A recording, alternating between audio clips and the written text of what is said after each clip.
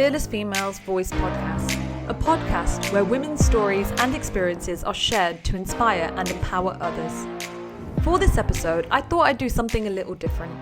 I recorded my first ever solo podcast on my experiences and I loved recording it, but this time I wanted to share another one of my passions, which is reading. I have a love for reading which started during the first lockdown in March 2020. I ended up reading for at least an hour every day and I made it my non-negotiable. I absolutely love the way a book transformed me into a new realm.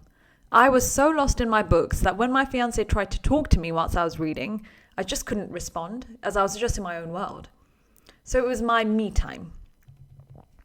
I started off reading last year with fiction books, but decided to explore more non-fiction books and self-help books. This allowed me to gain inspiration and explore new areas of my life. However, after reading more and more self-development books, I realized that the messaging became quite samey to me. So it's almost like I was reading the same thing over and over again. So my fiancé suggested I go back to fiction.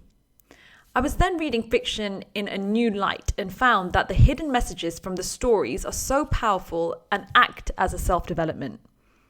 So I loved exploring the key themes of the books and the behaviors of the characters and the different storylines. I always had something that I was learning through the fiction reading. So I decided to start a book club, as I was craving to discuss the books after I'd read them to see what others gained from them and what insights that they had. So I've read a few books this year, and I wanted to review some of the key ones which I've loved so far. So the books which I'll be reviewing on this episode are: number 1, A Promised Land by Barack Obama; number 2, The Beekeeper of Aleppo by Christy, Lefteri; number 3, Good Vibes, Good Life by Vex King; and number 4, The 40 Rules of Love by Elif, Shafak. So let's get stuck in. It's very early in the year, but I'd probably say A Promised Land is the best book that I have read in 2021. So I remember going into Waterstones to buy this and thinking, wow, it's huge. And what I tend to find is when I'm faced with a big book, I know it's obviously going to take a lot of time to read, so it is quite a big commitment. So I need to make sure that it's going to be good so that I'm able to stay tuned into the book. And this one definitely delivered on that. It was incredible. So I read Becoming by Michelle last year, and that was one of my favorites. So I had to give this one a go. The two stories complement each other really well, and Barack Obama and also Michelle Obama both share their individual stories from their perspective on the same time period, which makes it really interesting. A Promised Land is about Barack's first term as President of the United States. It starts off with his childhood and upbringing and him meeting Michelle, but the chunk of it is about his career in politics and the rise to leadership. It's written extremely well, and I'd say I learned a lot about American politics from it, which I knew pretty much nothing about beforehand. His writing is so gripping and he easily creates tension throughout the book to captivate the reader. He shows us a glimpse of the intense moments whilst working as the President of the United States and making key decisions, and then blends that nicely in with his home life as well. He isn't afraid to share his challenges and openly talks about his marriage with Michelle and where the pinch points were and his reflections on his fatherhood during his career. Being one of the most important people in the world meant he was in demand and working long hours. This had an impact on his home life, but the strength of Michelle and their relationship withstood that pressure. They both showed tremendous support and empathy towards each other and have an understanding when it came to the changes which were taking place in their life. Which leads me nicely onto their relationship. Now, I consider Michelle as a strong, fearless female. She has been through a lot and came out victorious. I admire all the work that she has done with the younger generation and how she always stands up for what she believes in. It was initially difficult for her knowing that her partner was not going to be around as much as she had hoped, and she was initially reluctant as well about Barack running for president. But she gave in knowing that it was for the greater good and he would be able to use his abilities and strengths to do good in the world.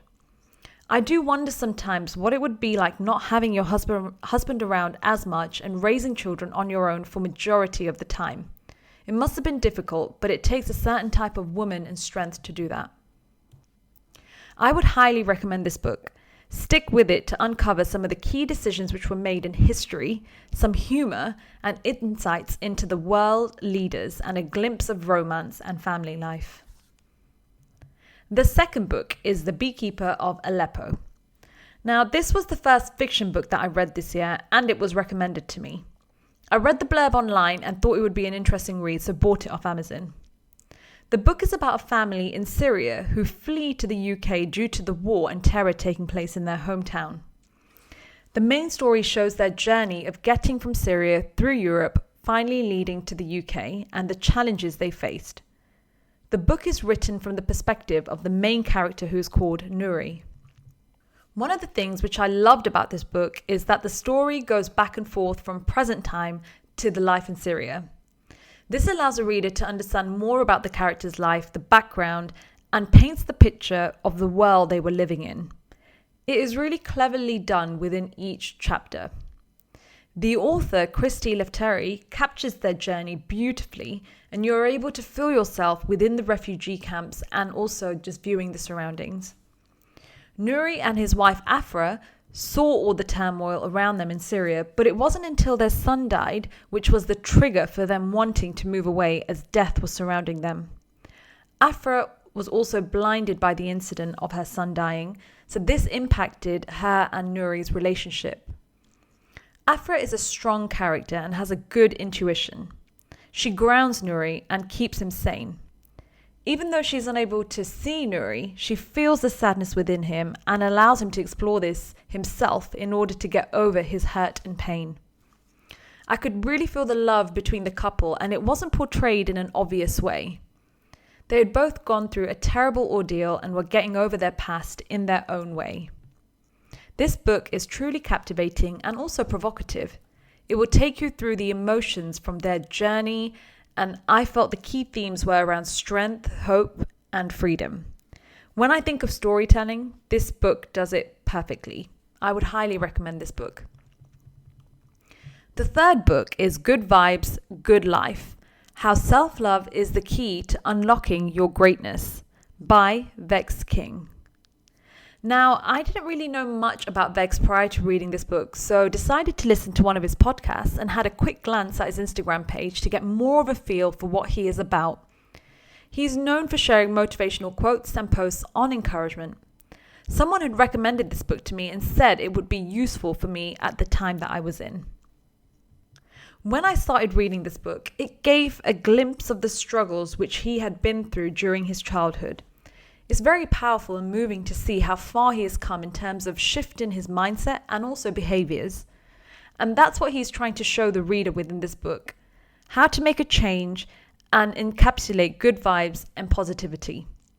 I love the title, as I am a firm believer of self-love unlocking the key to greatness and everything good in your life. His messaging is split within different chapters and allows a reader to embark on their own spiritual journey through reading.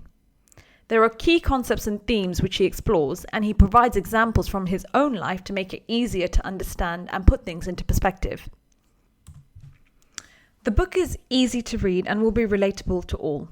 It's aimed at those who are looking to search beyond what they know, who are open-minded and want to learn. There are solutions embedded within this book which can be implemented in your life, so it's not just a tell type book. I'd really recommend it. The final book I'll be reviewing is The 40 Rules of Love.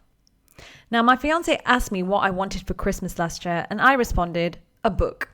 So this was my Christmas present.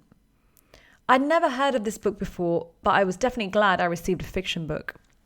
I would say this is one of the most cleverly written books that I have read, one of the most thought-provoking, and one of the most insightful. This is a prime example of a fiction book being so strong in the messaging that it forms some sort of self-help book. It allows you to see the bigger picture and interpret the messaging to reflect your life. 40 Rules of Love starts off as a normal book about a woman, Ella, who is the main character, who lives a normal life with her husband and children. But quite early on at the start, you realise that she isn't really happy in her life. She married young, had children young, and didn't manage to explore her full self. She was no longer in love with her husband, had lost her identity, and wasn't happy regardless of her having everything she could have wanted. Now, what's happened to Ella is more common than we think. Women can easily lose their identity within their children, marriage, or home life, which I have seen before. Ella hadn't done anything for herself in a while and was stuck in her same routine. She didn't have to work as her husband was earning enough for both of them, so she was a housewife.